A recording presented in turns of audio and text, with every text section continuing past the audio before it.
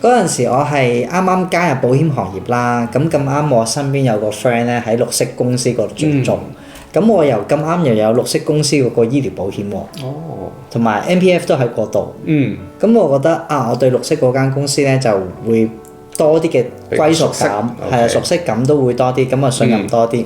咁我身邊又唔係好多綠色公司嘅保險 agent，咁我就透過佢嘅介紹啦，咁我就去應徵，我想做一個嘅理財顧問嘅。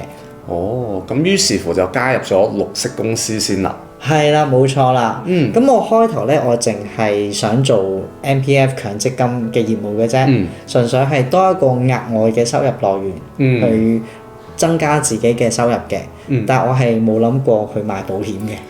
即係你一開始其實加入保險業，你係冇諗住全職做保險啦，甚至乎賣一啲可能保障類啊、醫療危疾儲蓄都冇諗過嘅，純粹就諗住我做強積金 MPF 咁啊，多一份副業，多一份收入咁樣嘅。係啊，嗰陣時我嘅諗法咧好細嘅咋，我冇諗到咁大嘅。即係純粹聽佢講強積金可能都有每一單有幾百蚊嘅生意啦，咁我覺得唔錯喎，額外嘅兼職收入啦，咁我就去嗰度考咗個牌咯。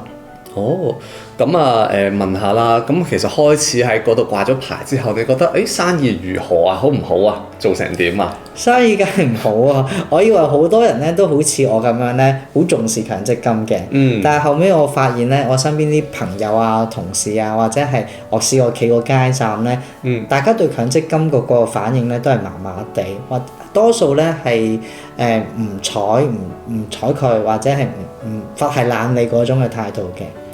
我又發現原來都唔係咁容易做到咯。明白。咁發現做唔到啦。其實當時點解唔係就覺得咁算啦，我索性離開呢個保險業啦。你又問得好喎。我喺綠色間公司嗰度咧，其實有好多新人培訓嘅。咁又俾我打開咗一道門，去睇到保險業嗰個市場咧，唔係淨係我想像得咁簡單。我以為淨係得人壽保險啊、意外保險啊、醫療危疾保險咁樣嘅。但係原來唔係嘅。考完個牌，我發現原來好多嘅商家咧，其實佢哋都係要按香港嘅法例咧買唔同類型嘅保險，例如係勞工保險啦，例如係如果有揸車嘅朋友仔，佢哋都要為第三者去買第三者責任保險嘅。業主立案法團都要去買保險嘅。咁我就發覺原來保險咧未必係我過往嗰種嘅印象，淨係得個人，而係商業世界咧都需要。咁我就開始去俾一個嘅機會我自己去問一問，保險呢個世界我願唔願意去探索多少少？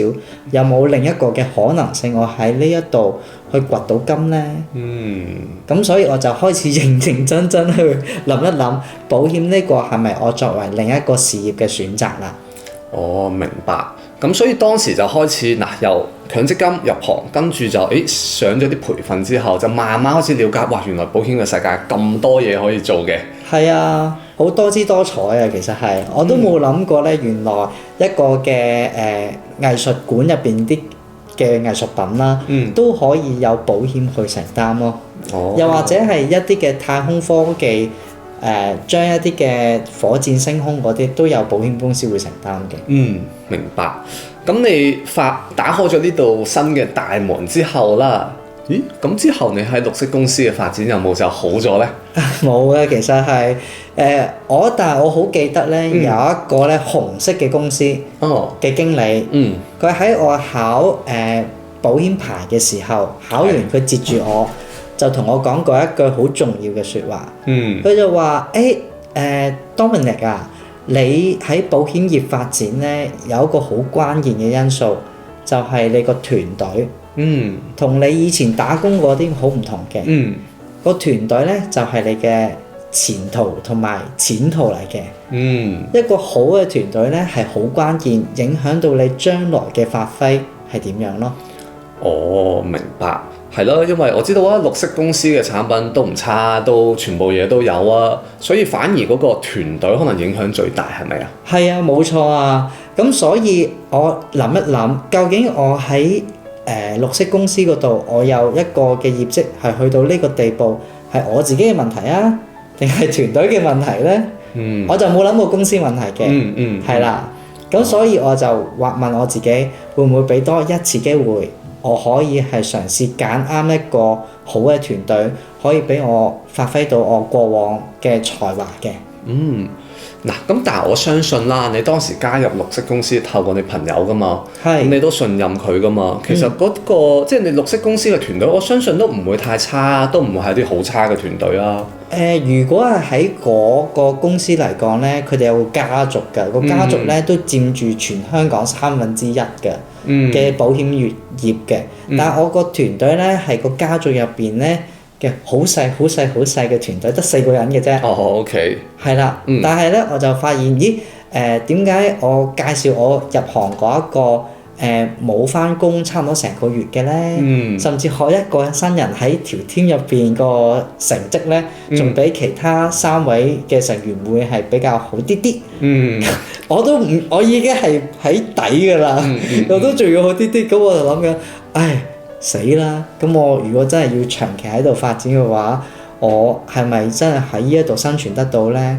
我解決咗生存嘅問題，我先至可以係去再諗長遠啲，同埋再諗大啲㗎嘛。咁所以我就開始比較唔同嘅保險團隊。咁我以前咧就喺大學度咧係學 digital marketing 網上營銷嘅。我一入行嘅時候，我都同我介紹人去講，其實我想拍 YouTube 片係講年金㗎啦。因為我發現我喺長者生活津貼個部門嗰度咧，我係敢於同啲客戶去講，喂，你可以透過年金去配置資產，跟住你可以申請翻長者生活津貼㗎喎。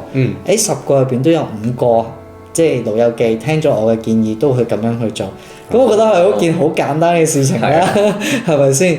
咁所以我就同我個介紹人講，我想講用 YouTube 嘅形式去拍年金嘅。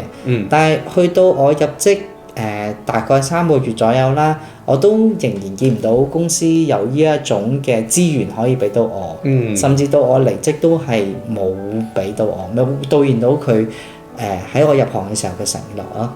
咁所以我就好嚴謹咁樣揀，有冇一啲嘅保險團隊而家喺 YouTube 嗰度真係有個 channel 係做得好嘅。咁最尾揀就揀咗 Project Umbrella。Dominic 已經係我見過最有決心、最有熱誠、最有目標感嘅一個人啦，真係㗎。連佢都會猶豫嘅話，其實我相信每一個人心入邊都會有猶豫㗎。